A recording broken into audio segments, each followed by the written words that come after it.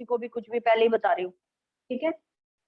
Chapter number 8 start करना हमको, application of integration. इसके लिए सबसे पहले तो आपको क्लास 11 की कुछ बेसिक चीजें थी वो याद होनी चाहिए, वो रिकैप्चुलेट करवा रही हूँ। सबसे पहले पैराबोला की इक्वेशन, ठीक है। 4 टाइप के पैराबोला होते थे आपके। सबसे पहला वाला पैराबोला आपका होता था राइट हैंड साइड वाला parabola. Second parabola is left hand side parabola. Third parabola is upward parabola and the fourth parabola is downward parabola, ठीक है। ये स्टैंडर्ड आपने कोनिक सेक्शन में पढ़े थे, पैराबोला के 4 type, right hand side, left hand side, upward and downward. ये जो पैराबोला है इसकी इक्वेशन होती है y² is equal to 4ax, standard equation. इस पैराबोला की इक्वेशन होती है y² is equal to -4ax। इस वाले पैराबोला की इक्वेशन होती है x² is equal to 4ay, और डाउनवर्ड वाले पैराबोला की इक्वेशन होती है x² is equal to -4ay, ठीक है। याद करने का तरीका क्या है, y² है तो डेफिनेटली वो पैराबोला है, तो राइट हैंड साइड, और नेगेटिव है तो लेफ्ट हैंड साइड। x² है तो अपवर्ड और डाउनवर्ड पैरा होगा, मतलब अलोंग y एक्सिस वाला पैराबोला, ठीक है। जैसे इसकी इक्वेशन कैसे आएगी, y² is equal to 4x, y² is equal to 8x। तो हमें सिर्फ ये जज करना है कि which type of parabola it is, either it is right hand side parabola, left hand side parabola, upward parabola और डाउनवर्ड पैराबोला, ठीक है। नेक्स्ट आपको सर्कल की इक्वेशन जो आपने क्लास 11th में पढ़ी थी, सबसे पहला जो इक्वेशन था वो था x² plus y² is equal to a²। ये वो सर्कल था बेटे जिसका सेंटर क्या होता था, ओरिजिन होता था, ये ऐसा सर्कल जिसका सेंटर ओरिजिन होता था और जिसकी रेडियस जो होती थी that will be equal to x² plus y² is equal to 4²। तो ये कौन सा हो गया आपका, इसमें सेंटर के कोऑर्डिनेट हो गए 0,0 और रेडियस कितना हो गया आपका 4। दूसरा, वैसे अगर स्टैंडर्ड फॉर्म याद करो तो x माइनस h का whole square plus y minus k का whole square is equal to r²। ये वो सर्कल था आपका जिसके सेंटर के कोऑर्डिनेट h, k हैं, सेंटर के coordinate is h, k and radius is equal to r।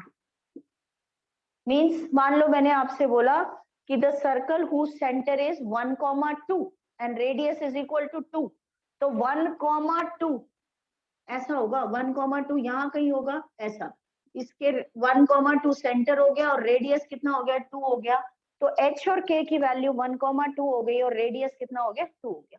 ये वाला सर्कल आपको रेयरली आएगा, बट ऐसा सर्कल आपको बहुत ज्यादा पूछेंगे इसमें, जिसकी इक्वेशन, जिसका सेंटर कहाँ पर होगा, ओरिजिन पे होगा, ठीक है। फिर नेक्स्ट आपने एक और कर्व पढ़ी थी जो था इलिप्स। इलिप्स की इक्वेशन थी x² upon a² plus y² upon b² that is equal to 1, ठीक है। x² upon a² plus y² upon b² is equal to 1। इसमें हमने एक चीज पढ़ी थी कि a will always be greater than b। a major axis होता था और b माइनर एक्सिस होता था, और a की वैल्यू हमेशा b से बड़ी होती थी। अब इसमें 2 टाइप के इलिप्स होते हैं बेटे। पहला इलिप्स होता है अलोंग x एक्सिस वाला इलिप्स, और सेकंड इलिप्स होता है आपका अलोंग y एक्सिस वाला इलिप्स। ऐसा मतलब एक इलिप्स हो गया लेटा हुआ और एक इलिप्स हो गया आपका खड़ा हुआ। तो हम कैसे डिसाइड करेंगे कि विच इलिप्स इज दिस, कौन सा इलिप्स है। अगर x² के नीचे बड़ी वैल्यू है तो फर्स्ट टाइप वाला इलिप्स होगा, और अगर y² के नीचे बड़ी वैल्यू है तो सेकंड टाइप वाला इलिप्स होगा। फॉर एग्जाम्पल, जैसे मैंने लिखा x² upon 9 plus y² upon 4 is equal to 1, तो ये कौन सा इलिप्स हो गया आपका, फर्स्ट वाला इलिप्स हो गया, क्योंकि x के नीचे 9 है, बड़ी वैल्यू 4 और 9 में। अगर मैं इसको इंटरचेंज कर दूं, इसको 4 लिख दूं, इसको 9 लिख दूं, तो ये कौन सा वाला इलिप्स होगा, सेकेंड वाला इलिप्स होगा, ठीक है। ये जो कोऑर्डिनेट होते हैं, ये कोऑर्डिनेट होता है a, 0 और ये कोऑर्डिनेट होता है आपका 0, b। मतलब कि अगर मैंने यहाँ पर पहले वाला जो था 9 और 4 ले लिया, तो ये हो जाएगा x² upon 3² plus y² upon 2² is equal to 1। तो ये कोऑर्डिनेट हो जाएगा 3, 0 और ये कोऑर्डिनेट हो जाएगा 0, 2, ठीक है। ये थी आपकी इलिप्स। फिर नेक्स्ट था आपका लाइन। लाइन की equation, line y is equal to m x plus, line कैसी इक्वेशन होती थी ना, 2x plus 3y is equal to 4। Line की इक्वेशन होने के लिए x की पावर भी 1 और y की पावर भी 1। बट बाय चांस कभी तुम्हें लाइन की इक्वेशन बनी बनाई ना दी हो और ये बोला हो कि the line is passing through the point x1 y1 और x2 y2, मतलब 1,2 एंड 3,4। तो याद करो, आप लाइन की इक्वेशन बनाते थे स्ट्रेट लाइन में, फॉर्मूला था y minus y1 is equal to m x minus x1, जिसमें m निकालने का फॉर्मूला था y2 minus y1 upon x2 minus x1। याद आया? ठीक है, लोग कैसे निकालते थे, y2 minus y1 upon x2 minus x1।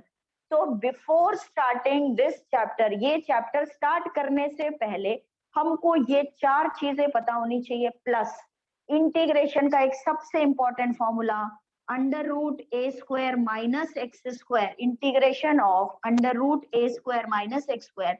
सबसे डिफिकल्ट फॉर्मूला अगर कोई लगेगा इसमें तो यही लगेगा, बाकी तो बिल्कुल बेसिक फॉर्मूले लगेंगे कि एक्स का इंटीग्रेशन होता है x square upon 2, root x का इंटीग्रेशन होता है एक्स की power 3/2 upon 3/2।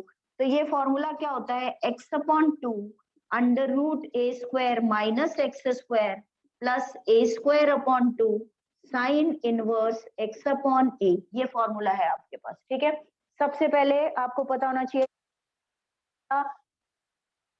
Parabola, upward parabola, downward parabola. Equation है y square is equal to 4ax, y square is equal to minus 4ax, x square is equal to 4ay, x square is equal to minus 4a। Then second is circle, x square plus y square is equal to r square या a square. ये ऐसा circle जिसका centre हो गया 0,0, radius हो गई a। ये ऐसा सर्कल जिसका सेंटर हो गया h, k, रेडियस हो गई r। Ellipse, x square upon a square plus y square upon b square is equal to 1। A की वैल्यू हमेशा बी से बड़ी। ठीक है, ए की वैल्यू हमेशा बी से बड़ी। अगर एक्स स्क्वायर के नीचे बड़ी वैल्यू आ गई तो वो हमेशा एक्स एक्सिस वाला इलिप्स, ये वाला इलिप्स होगा, और अगर वाई के नीचे बड़ी वैल्यू आ गई तो वो सेकेंड टाइप वाला इलिप्स होगा। लाइन की इक्वेशन होती है y is equal to m x plus c, और कभी आपको बनाने के लिए आ जाए बाई चांस लाइन की इक्वेशन तो ये फॉर्मूला होता है। और इंटीग्रेशन का इस चैप्टर में ये वाला फॉर्मूला ही यूज होगा, जो डिफिकल्ट मान लो, बाकी तो बिल्कुल बेसिक होंगे। इसको कॉपी डाउन करो फटाफट। हाँ,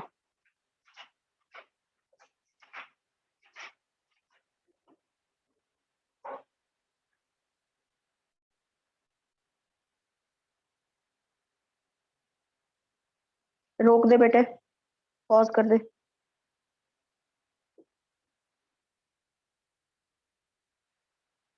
Find the area of the region bounded between the curve y square is equal to x, the lines x is equal to 1, x is equal to 4, x axis and first quadrant। ठीक है, x axis and first quadrant। अब समझना, पहले 2 minute लिखो मत, समझो। Question number 2 भी तुम बिल्कुल आराम से कर सकते हो, page number 365। y square is equal to x। सबसे पहली बात दिमाग में आना चाहिए कि ये क्या है, पैराबोला। कौन सा वाला पैराबोला है, इक्वल टू x साइड। ठीक है,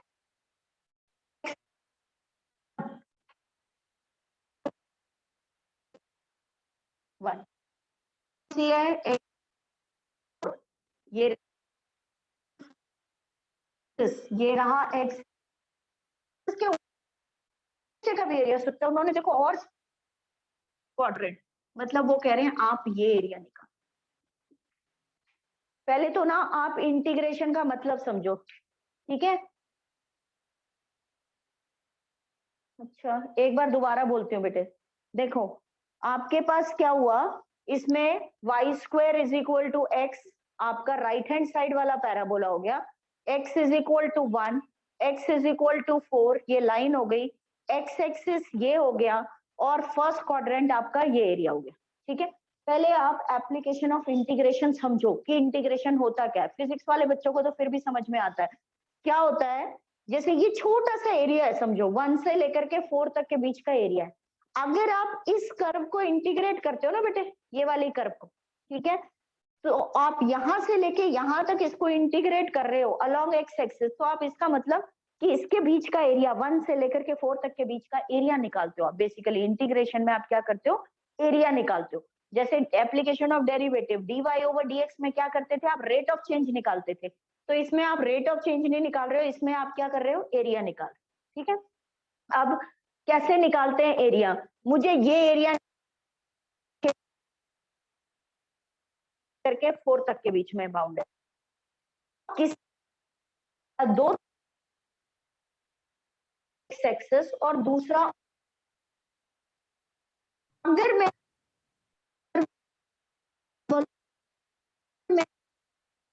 एक्स होता है एक्सेस तक का एरिया हो जाएगा। ठीक है, कन्नन एक मिनट रोक, कट के आएगी ना एक थम्स अप, अगर कट के आएगी ना तो थम्स अप करना। ये देखो आपको क्वेश्चन इसके बेस पे दिया, y square is equal to x, x is equal to 1, x is equal to 4, x axis and first quadrant. ठीक है बेटे, मैंने सबसे पहले y square is equal to x right hand side वाला पैराबोला बनाया, एक्स इज इक्वल टू 1 ये हो गया, एक्स इज इक्वल टू 4 ये लाइन हो गई, एक्स एक्सिस ये हो गया, फर्स्ट क्वाड्रेंट ये हो गया आपका। ठीक है, अब मैं आपको ये बता रही थी कि हम इसको इंटीग्रेट करके एरिया कैसे निकालते हैं बेटे। मैं किसी भी कर्व को, जैसे ये वाली कर्व है मेरी, ये रही कर्व, अगर मैं इस कर्व को अलोंग एक्स एक्सिस इंटीग्रेट करूंगी तो इसका मतलब ये है कि इस कर्व से नीचे जितना भी एरिया एक्स एक्सिस तक का है वो मेरा सारा कैलकुलेट हो जाएगा। अगर मैं इसी कर्व को, जैसे ये रही कर्व, इस कर्व को मैं अलोंग वाई एक्सिस इंटीग्रेट करूंगी यहां से लेके यहां तक का, तो इसका मतलब ये हो जाएगा कि उस कर्व से लेकर के वाई एक्सिस तक का जितना भी एरिया है वो सारा कैलकुलेट होगा। उस कर्व से लेकर के वाई एक्सिस तक का जितना भी एरिया है वो सारा का सारा कैलकुलेट होगा।